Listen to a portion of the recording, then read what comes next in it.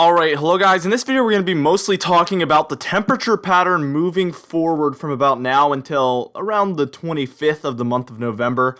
But before I get started with this video though, I would ask that you do subscribe if you do like weather related content, and also make sure to check out the links in the description for our social medias. Now let's get right into things. This was our November forecast that we put out in the beginning of November for the temperature forecast, and I just wanted to show this right here in the beginning just so you guys could let me know how you think this is doing so far. We can check up on this. I like hearing the feedback on the forecast. That's the only way you can improve, is if you hear if it's bad, hear if it's good, see what you did wrong, see what you did right. So I thought that was important to show. So I'd appreciate it if as much of you as possible would comment down below and let me know what you thought. All right. Now, we're going to be looking at our teleconnections, and I've talked about these in previous videos. If you don't know what they are, we're going to be talking about the biggest three teleconnections, in my opinion, the short-term teleconnections, AO, NAO, and PNA. The AO for cold in the eastern United States, you want to be negative, and you can see that from now until the 24th looks to stay negative, sometimes more than others, but overall it stays south of that black line, indicating, well, we're going to be seeing colder than normal temperatures, most likely according to this teleconnection, during this time frame. Now, the one thing that I must mention is one teleconnection being off can mess up the whole pattern.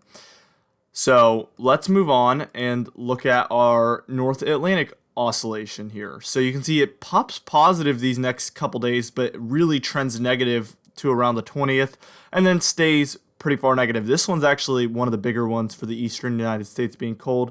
This is a really good indication of cold in the eastern United States when we see this one negative. So there might be a little bit of a mild period actually these next couple days, you might notice, but that's mostly because this NAO teleconnection is positive for that time frame, but goes negative quickly, and it's going to go pretty far negative at that.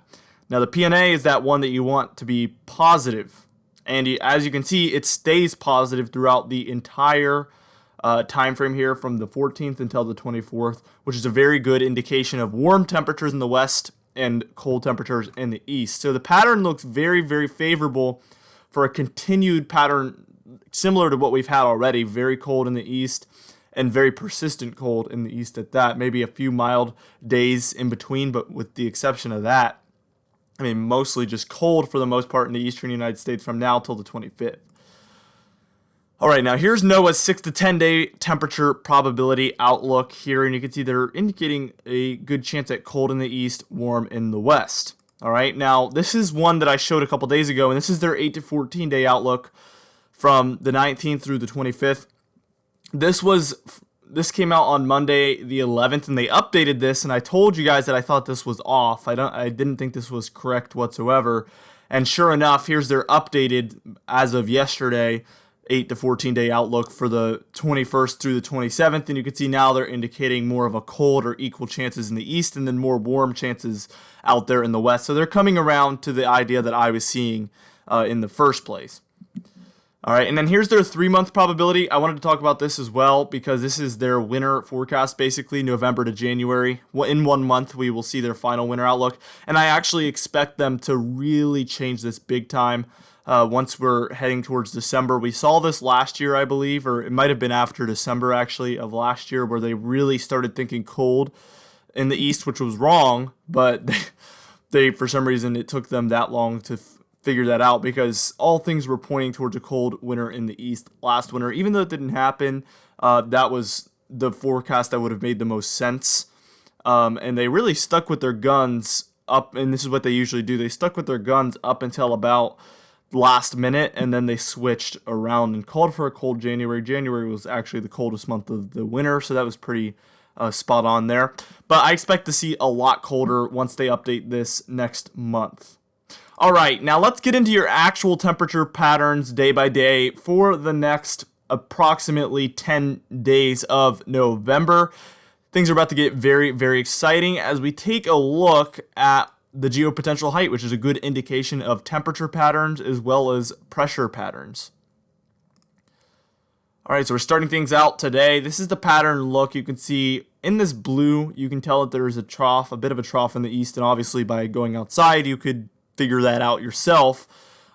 These black lines are a good indication. If you see them dip down, that's a good indication that there's a trough, and if they go up, that's a good indication that there's a ridge. So you can see there's a ridge in the west and then a big trough in the east. Okay, now let's move on to the 16th. This is Saturday.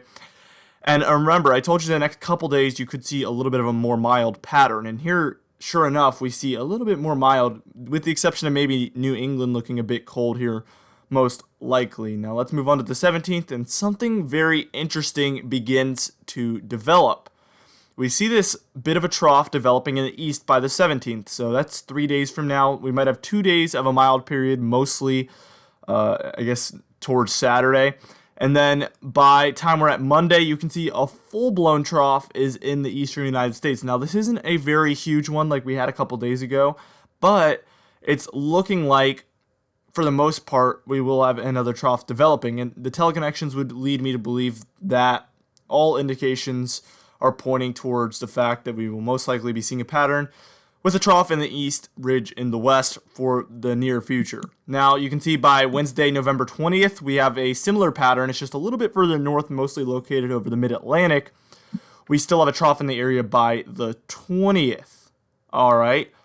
Now, let's move on to the 21st, and things get a little bit more mild out for a day or two, but we can see a trough developing there up in the Dakotas.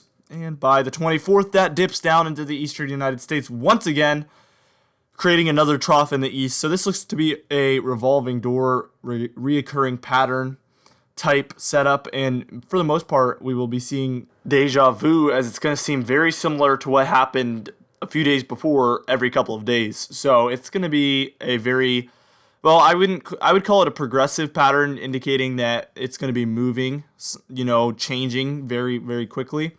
But at the same time, it's going to be doing similar things over and over and over again. All right. Now, here's your GEFS, which is the GFS ensemble model, 2-meter temperature anomaly, but it's on a 5-day basis. So this is a 5-day temperature anomaly from the 14th through the 19th, and you can see dark, deep blues in the eastern United States with some purples and pinks showing up, indicating 6 to even 16 degrees below average Celsius there, which is far below average. And then in the west, you can see reds indicating far above average temperatures. Now, keep in mind, this is when we actually have the mild period within this. So we have that mild period from, the 15th and the 16th within this 14th through 19th outlook. So even with that little bit of a mild period, we still see deep, deep cold in the east overall for the 5-day period. Now, we'll also take a look at the 20th through the 25th, and since it's an ensemble model, it becomes a little bit more uncertain as we move on, but you can see that it's definitely indicating cold in the east still, and north central United States as well, but the southwest looking warmer than normal for the 20th through the 25th. So, very, very interesting pattern coming up. For the most part, cold in the east. This is, in September and October. This is all everybody wanted. And it's finally been here for a solid month, and it looks like we're going to close out a very solid cold month in the east. Anyway, that's it for this video, guys. I did want to mention something. Somebody brought to my attention the new policies that YouTube is coming out with around the 10th of December, and it basically was an indication they were saying things along the lines of, well, if the channel isn't profitable enough, we have the full right to close it down, and things like that, which is obviously very, very concerning to me.